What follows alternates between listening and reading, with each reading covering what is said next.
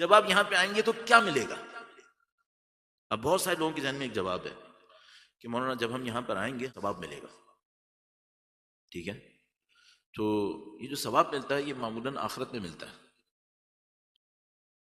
آپ کو اس وقت کچھ ملنا ہے یا آخرت میں ایک ثواب ملنا ہے؟ کیا ہونا ہے؟ اپنے آپ سے پوچھنا معذرت کے ساتھ. کچھ لوگوں کے ذہن میں یہ ہے، شاید وہ کچھ اور کہنا چاہتے ہوں، الفاظ کچھ اور. مثلا میں کس سے پوچھتا ہوں کہ آپ اپنے گھر میں عزاداری کیوں کرتے ہیں، تو انہوں نے کہا کہ اس گھر میں برکت آتی ہے. تو اپنے آپ سے پوچھیے اس برکت کا مطلب کیا ہے؟ اس برکت کا مطلب کیا ہے؟ لوگوں کے ذہن میں اس برکت کا مطلب کیا ہے؟ تو میں بعض اوقات عرض کرتا ہوں، میں تھوڑا سا آپ کا ٹائم دے رہا ہوں اس میں. کسی نے اپنا گھر نیا بنایا، مجھے بلایا مجلس پڑھنے کے لیے. مجلس کے بعد انہوں نے دعا کریں میرے گھر کی برکت کے لیے. تو میں نے ان سے کہا کہ کسی اور سے کہہ دو دعا کرنے کو، میں نہیں کروں گا.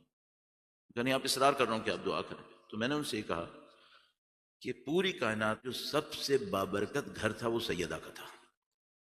کوئی شبہ ہے اس میں؟ کہا نہیں کوئی شبہ نہیں. میں نے کہا اس گھر کے سارے مرد شہید ہوئے،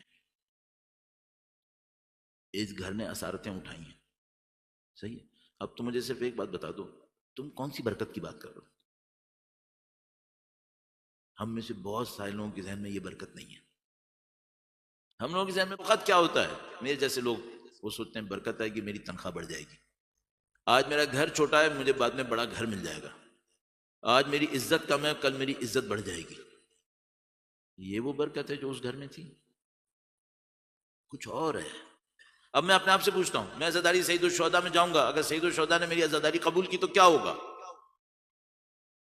میں اس لشکر میں چلا جاؤں گا جس کے سردار امام حسین ہے. وہ لشکر کون سا ہے؟ وہ شہداء کا لشکر ہے. یہ کہ میں شہید ہو جاؤں کسی مقصد کی خاطر، اس لشکر میں چلا جاؤں جس کے سردار امام حسین ہے، یہ میں نے کچھ دیا ہے یا کچھ لیا ہے؟ یہ پوائنٹ ہے سوچنے کا.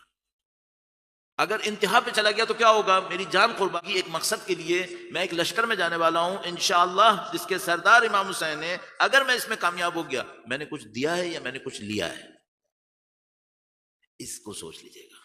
اگر میری اور آپ کی عزاداری قبول ہوتی رہی انشاءاللہ ہماری انسانی صفات بڑھتی رہیں گی، ہم ان انسانی صفات میں اہل بیت اطہار علیہ السلام کے مزید قریب جاتے رہیں گے. بس میں اب لٹرلی دونوں ہاتھ جوڑ کے آپ کی خدمت میں ایک بات عرض کروں گا، اگر مجھے 50 سال عزاداری ہو گئے اور میری سچائی نہیں بڑھ رہی تو میں آپ کی خدمت میں گارنٹی سے کہہ رہا ہوں کہ شاید کوئی اخروی ثواب مل رہا ہے، آپ کے وجود میں اضافہ نہیں ہو رہا.